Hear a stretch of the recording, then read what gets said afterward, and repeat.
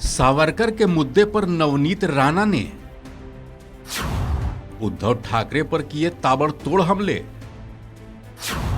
राहुल गांधी पर भी खूब छोड़े जुबानी तीर। गिरगिट भी एक जगह सोच रखता है, विचार करता है कि मैंने रंग बदलना है कि नहीं बदलना है। उद्धव ठाकरे जी इतने रंग बदलते हैं।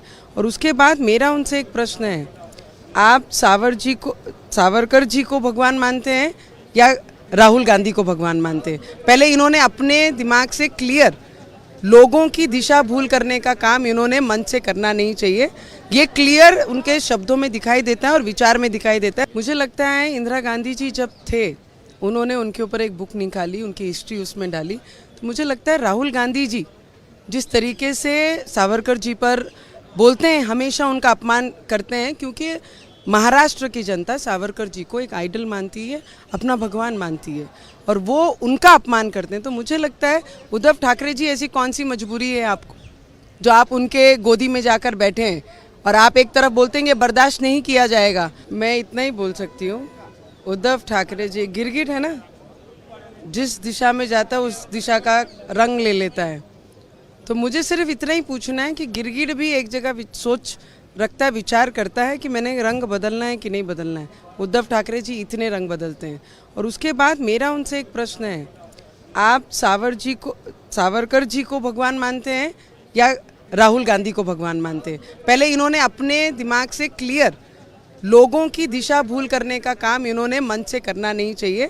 ये क्लियर उनके शब्दों में दिखाई देता है और विचार में दिखाई देता है कि वो किसे भगवान मानते हैं। पर महाराष्ट्र की जनता सावरकर जी को अपना भगवान और अपना आइडल मान के ही आगे काम करती है।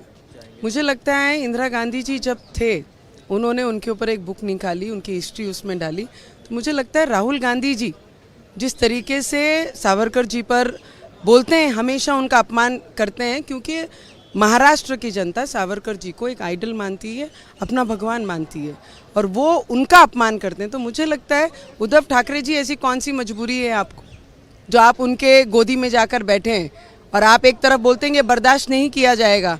तो मुझे लगता है गिरगिट जैसे रंग बदलना अब तो छोड़ो, और जो सावरकर जी के परिवार के, जो उनके पीढ़ी के जो उनको टारगेट कर रहे हैं, मुझे लगता है उन्होंने उत्तर देना चाहिए।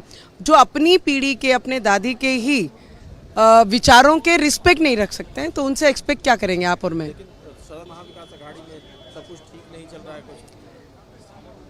उनमें कभी भी ठीक नहीं था।